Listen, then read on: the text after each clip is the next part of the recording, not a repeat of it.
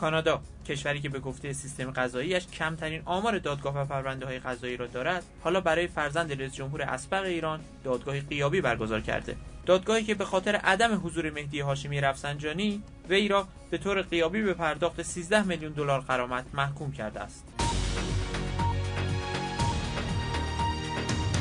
دادگاهی در کانادا چند مقام ایرانی را به صورت غیابی به پرداخت 13 میلیون دلار غرامت به یک ایرانی کانادایی محکوم کرده.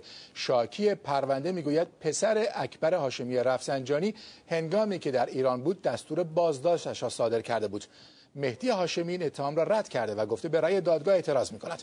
بهمن کلباسی از تورنتو گزارش می‌دهد. 3 ماه پیش یک دادگاه مدنی در شهر تورنتو کانادا در غیاب مهدی هاشمی رفسنجانی فرزند رئیس جمهوری سابق ایران او را به پرداخت نزدیک به 13 میلیون دلار غرامت به هوشنگ بوذری محکوم کرد.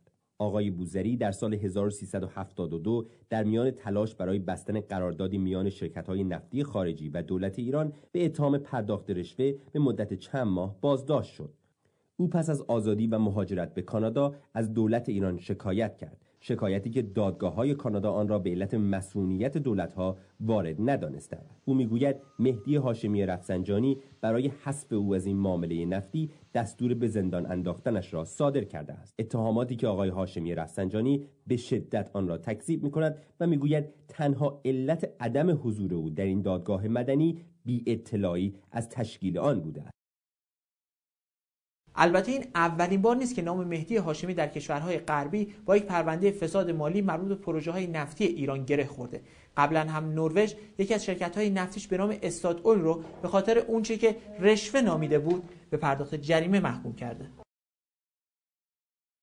در سپتامبر 2003 مطبوعات نروژی گزارش‌هایی منتشر کردند که شرکت نفتی استاد اویل سعی کرده است که با رشوه دادن به یک فرد ایرانی امتیاز توسعه بخشی از فازهای پارس جنوبی ایران را کسب کند. پیرو این خبر، پلیس مبارزه با جرایم اقتصادی نروژ موسوم به اوککریم با تشکیل پرونده این موضوع را تحت پیگیری قرار داد. مسئولین شرکت استاد اویل به رشوه دادن اعتراف کردند و یکی پس از دیگری از مقام خود استعفا دادند. مدیر اجرایی شرکت از سوی هیئت مدیره اخراج شد و در نهایت حتی رئیس هیئت مدیره هم استعفا کرد.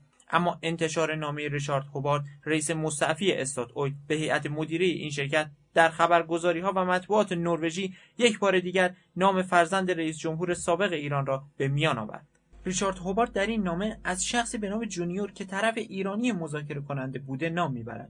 هوبارد میگوید جونیور همان مهدی هاشمی رفسنجانی است که در جلسه‌ای که با وی در دفتر استاد اویل داشته از آنها می‌خواهد در قبال بستن قرارداد در پروژه‌های نفتی مبلغ 15 میلیون و 200 هزار دلار آمریکا به عنوان حق مشاوره به وی پرداخت کند.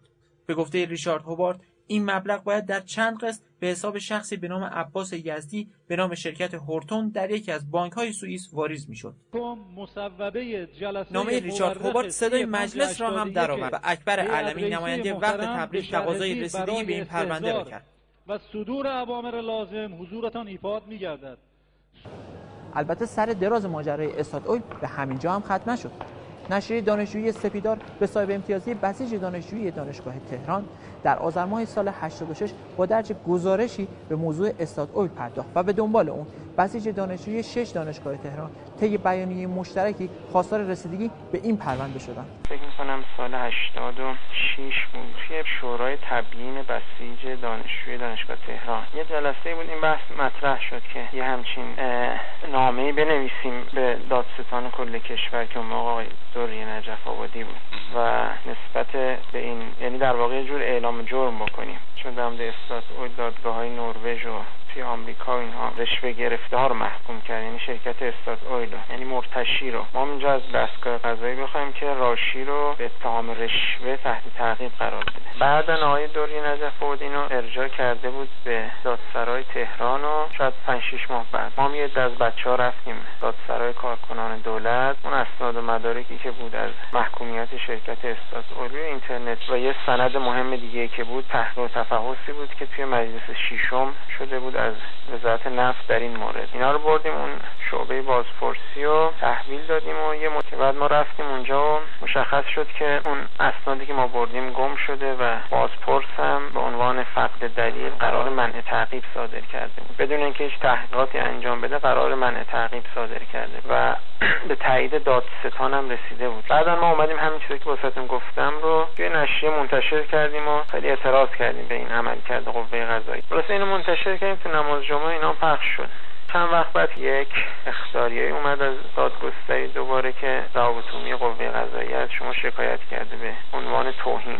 این موقع هم حرفی که میزدیم مسئله اصلی فساد اصلی تو خود قوه قضاییه بوده و هست، نه توی استاد اویل و مهدی هاشمی اینا، چون به هر حال این مفاسد همیشه بوده و هست. مشکل دستگاه قضاییه که برخوردش ضعیفه یا اصلا برخوردی وجود نداره و الا کسی این جرئت نباید به خودش بده که همچین کارایی بکنه. این مثلا نمونه مشابه این اتفاق اون سر قضیه که تو نروژ بود، روزنامه محلی گزارش چاپ کرده بود، گفته بود آقای همچین اتفاقی افتاده و دادستانی نروژ افتاده و دنبالش شرکت رو کاری کردن که مدیر عاملش استعفا بده و ازش جریمه‌اش کردن. اینها اینجا زمین و زمان دارم میگم آقا این آدم رشوه گرفته و دادسرای کارکنان دولت بازپرس خودشون زده بودن به کریه که هم که شکایت میکنه آخرش محکوم به توهین میشه و اینجا اگه کسی هم غیر از ما بود که به اسم بسیج دانشجو اینا بود قطعا به این نقاطی که ما رسیدیم هم نمیرسید.